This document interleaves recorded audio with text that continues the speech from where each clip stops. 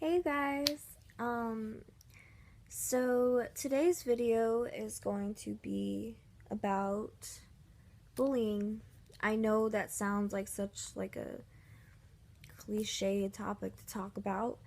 Um, but it's still very relevant in society in the world that we live in and just in people's everyday lives, and we don't even see it sometimes. Like, we will literally look at it and not even notice it because we're like, that has nothing to do with me, it doesn't affect me, why do I care? But that's the problem, is no one wants to take the time to just stand up for another person because they feel like it doesn't affect them. But at the end of the day, it you need to look at the bigger picture.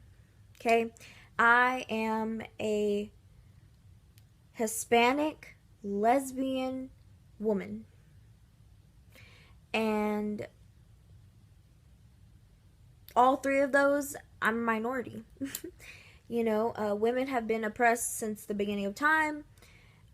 People hate the gay community, even though it's becoming a more accepted thing. We still have a long ways to go, and I'm Hispanic.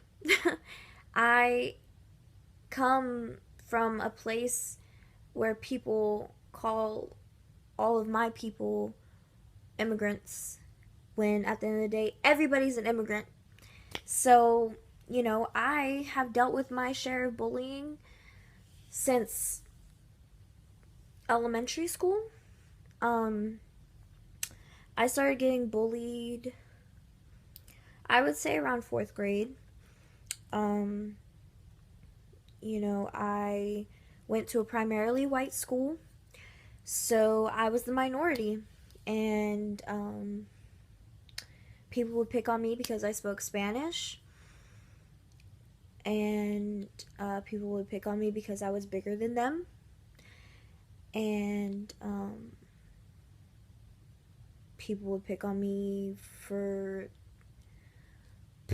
the fact that I didn't have a lot of money, that I didn't come from a rich family. I'm middle class, and I went to school with a lot of kids who were rich, have a lot of money, have their mommies and daddies that pay for everything. And I had to work hard for what I wanted. And I grew up differently. I grew up with a totally different culture, and it was hard. But about fourth grade is when it really, really got really bad. There was these two girls, um, and I don't know what I did to them, but they decided that they were going to make my life a living hell. And they did. They picked on me um, all throughout the up until sixth grade. You know, it got so bad to the point where I would literally lie to my mom saying that I didn't feel good because I didn't want to go to school, because I was tired of it. I didn't want to be picked on anymore. It hurts for someone that doesn't even know you to single you out when all you're trying to do is going to get an education. The whole reason my mom transferred me and my brother all throughout school was for us to have a better education. And I couldn't get that because I was being picked on in class, at recess, at lunch, because they didn't like the way that I looked, they didn't like the way that I talked. You name it, they didn't like it. I did nothing to these girls and they hated me. It got really bad once we got to fifth grade. Um, and those two girls were split up into different classes. However, one was in my class, the other was in a separate class. But the way school worked for us is we would switch teachers, um, and our classes would sometimes combine. to learn a different subject because they were trying to prepare us for middle school. And so then the other girl would pick on me. They took turns, and it was just really bad. I told my mom. The school said they couldn't do anything about it because I wasn't physically being harmed and they didn't see it happen. And that was how the school system is here, unfortunately. I feel like it's like that everywhere because they don't take bullying seriously. Once I got to middle school, and I came out that I was gay, it made it worse. I was pushed into lockers. I was picked on in the locker room, and it just made my life hell, and I hated every minute of it. I was never cyberbullied, thankfully. But yeah, and then there was this kid. Well, anyways, so let me finish that story. So these two girls kept picking on me, and one day I finally was just so tired of it that I looked at both of them. This was after school, and I told them to it was crazy because I was such a quiet girl growing up until high school. Then that's when I came out of my shell. But I was so quiet. I didn't start anything with anybody. I wasn't that person. And I looked at both of them and I said to leave me the fuck alone.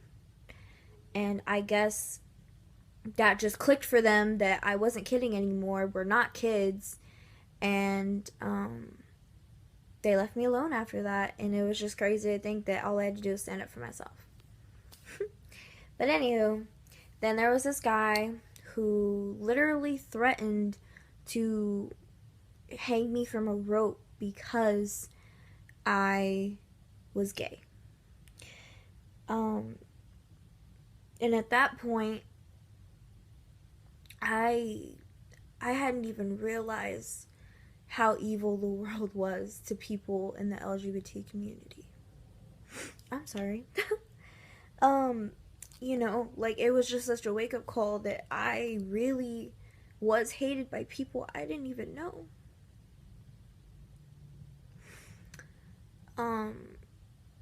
He was actually expelled from that school.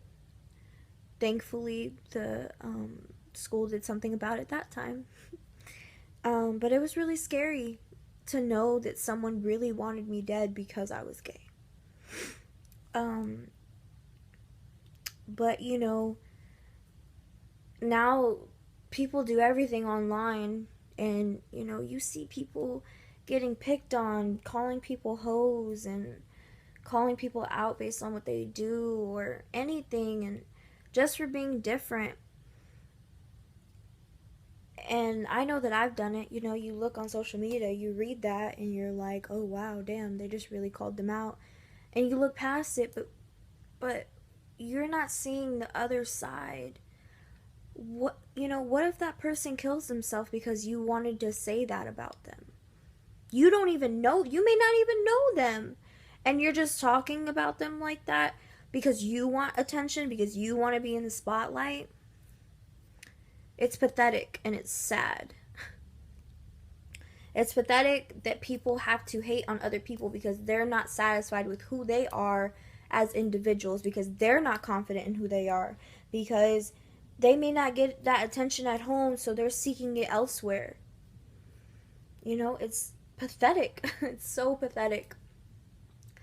But as a community and just as people, when you see that, stand up for that person. I don't care if you know them or not. Don't just look past it, because you could be the whole reason that someone's still alive. You can save someone's life just by standing up for them. It may give them confidence to stand up for themselves. But until you do that, you'll never know. You could be the one thing that changes a person's life. Just one simple, hey, leave them alone. Just to stand up for a person. can make an entire difference. I had no one do that for me.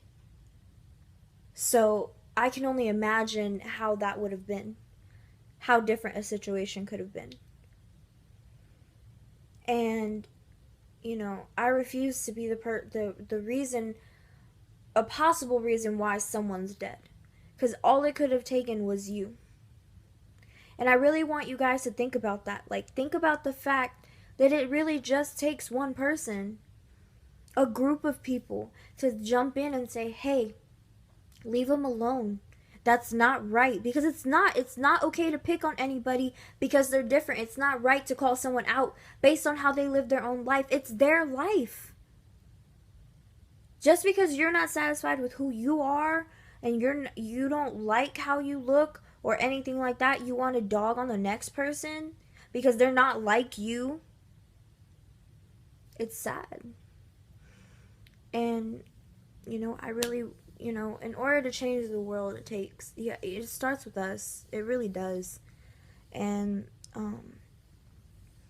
you know, I really gained a lot of confidence once I stood up to the people that were bullying me. It changed my whole perspective. It made it harder though for me to trust people because you don't know. People can switch up in an instant. But don't ever just sit there and watch someone get bullied. Please don't ever be that person. Don't film someone getting picked on, and don't just look at comments and read them and laugh. Stand up for a person. I don't care if you don't know them. It'll make all the difference. But yeah. So anyways, that was my video. I hope you guys enjoyed it. And like I said, just stand up for someone. It really can change a whole person's life. You could save a person's life. So, don't just be a bystander. But anywho, as always, spread love and positivity, you guys. I will see you all next week. Please like, share, and subscribe. And yeah, bye guys.